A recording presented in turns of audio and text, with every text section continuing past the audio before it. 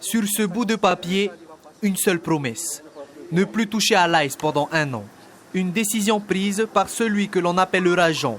En 2019, il touche à l'ice pour la première fois. Après plus de 7 ans de consommation, il décide de reprendre sa vie en main. C'est un grand pas aussi pour moi.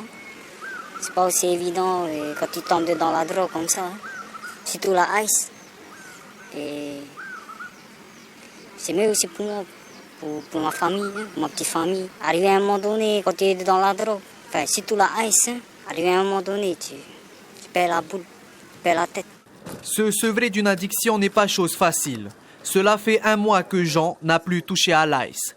Et pour l'aider durant cette épreuve, il peut compter sur le soutien de sa compagne. On essaie de s'occuper un peu en faisant de la marche pour qu'il essaie un peu d'oublier, de faire passer cette addiction-là. Parce que c'est pas facile pour lui. Tu vois que parfois il est en manque.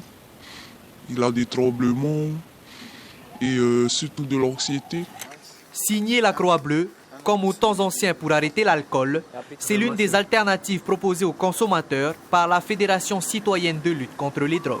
L'engagement auprès de la Croix-Bleue, c'est pas juste un acte